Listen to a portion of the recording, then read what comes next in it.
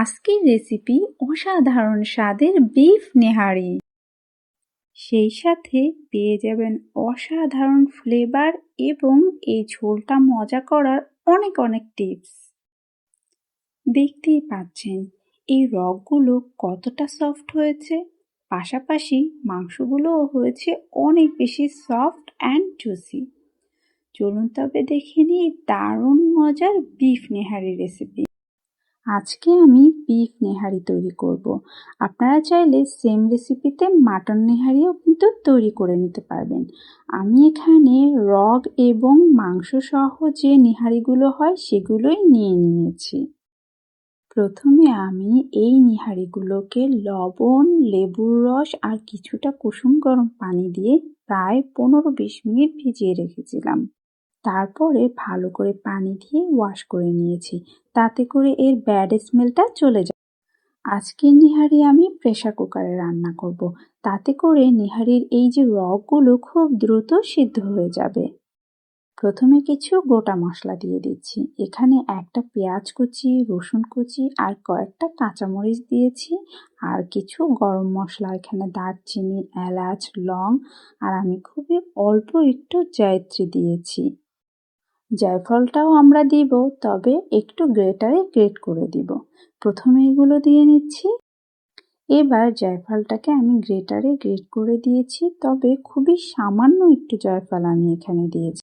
এখন দিচ্ছি শুকনা মশলা। এখানে আছে 1 চামচ লাল মরিচের গুঁড়া, 1/2 চামচ হলুদের গুঁড়া, 1/2 চামচ গরম মশলার গুঁড়া এবং 1/2 চামচ ভাজা জিরার গুঁড়া, 1/2 চামচ ভাজা ধনিয়ার গুঁড়া। এবার দিচ্ছি 1 টেবিল চামচ আদা পেস্ট এবং 1 টেবিল চামচ রসুন পেস্ট। দিয়ে দিব প্রায় 1 টেবিল চামচের থেকে একটু বেশি পরিমাণ টক দই। আর দিয়ে দিচ্ছি 1.5 চা চামচ পরিমাণ লবণ। এবার পর্যাপ্ত পরিমাণ পানি দিয়ে দিব। আমি আমার প্রয়োজন মতো পানি দিয়ে এবার ঢাকনাটা লাগিয়ে দিচ্ছি। এবার চলে যাচ্ছি এটা রান্না করার জন্য। চুলায় বসিয়ে দিয়েছি, প্রায় 30 থেকে 40 মিনিট এভাবেই আমরা রান্না করে নিব। আমি 30 থেকে 40 মিনিট প্রেসার কুকারে সিটি দিয়ে নিয়েছি, তাতে করে আমাদের এই মাংসগুলো কিন্তু একদম নরম হয়ে গেছে। এখন দিয়ে দিচ্ছি পর্যাপ্ত পরিমাণ ঝোলের। এই ঝোলটাকে অনেক বেশি মজাদার করার জন্য আমি এখানে দিয়ে দিব 1 টেবিল চামচের থেকে একটু বেশি পরিমাণ বাদাম বাটা। কাজু বাদাম এবং কাঠবাদাম বাটা ব্যবহার করেছি। এবং এই ঝোলটাকে আরও কিছুটা ঘন করার জন্য এবং মজাদার করার জন্য এখানে আমি ব্যবহার করেছি 3টা মিডিয়াম সাইজের পাউরুটি স্লাইস, একটু দুধের সাথে গুলিয়ে ব্যবহার করব। তাতে করে এই ঝোলটা ঘন হবে, খেতেও মজা হবে। চাইলে এখানে ময়দা দেওয়া যায়, তবে ময়দার থেকে এভাবে পাউরুটি দিলে ফ্লেভার এবং স্বাদ দুটি কিন্তু বেড়ে যাবে। একবার ট্রাই করেই দেখুন। এবার ঢাকনা দিয়ে আরও 30 মিনিটের মতন রান্না করে নিতে হবে।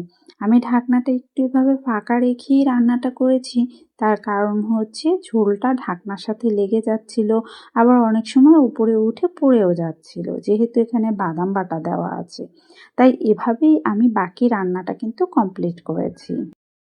আমাদের নেহারিগুলো কিন্তু একদমই সিদ্ধ হয়েই গেছে। এখন শুধু আমাদের ঝোলের প্রিপারেশনটা করা ছিল। আমি মাঝে মাঝে এভাবে একটু ঘুরিয়ে ঘাড়িয়ে রান্না করে নিয়েছি। আর যেহেতু এগুলো সাইজগুলো বড় বড় ছিল, একটু উল্টে পাল্টে করাতে বেশ সমস্যা হচ্ছিল, তাই আমি এভাবেই নাড়িয়ে চালিয়ে রান্না করেছি। আর দেখতেই পাচ্ছেন রগগুলো এবং মাংসগুলো কতটা সফট হয়ে গেছে। আমাদের রান্না কিন্তু প্রায় শেষের পথে। এখন আমি দিয়ে দিয়েছি 1 চা চামচ গরম মশলার গুঁড়া এবং 1 চা চামচের মতন ভাজা জিরার গুঁড়া। নেহারিতে কিন্তু আমি প্রথমে কোনো তেল ব্যবহার করিনি। এখন আমি এই তেলে পেঁয়াজ বেরেস্তা করে নিব। আর এই পেঁয়াজ বেরেস্তার সাথে পেঁয়াজ বেরেস্তার এই তেলটাও কিন্তু আমি নেহারিতে এখন ব্যবহার করব। কয়েকটা শুকনো মরিচও দিয়েছি, সুন্দর একটা ফ্লেভারও অ্যাড হবে। পেঁয়াজটাকে এরকম বাদামি করে ভেজে নেব। যখন বাদামি হয়ে যাবে তখন দিয়ে দিচ্ছি কয়েকটা আস্ত জিরা। দিলে খুব সুন্দর একটা ফ্লেভার আসবে। এবার এই পেঁয়াজ বেরেস্তা, তেল এবং মরিচ এই সমস্ত উপকরণ আমরা দিয়ে দিব আমাদের জাল করা ফুটন্ত সেই নেহারির ভেতরে।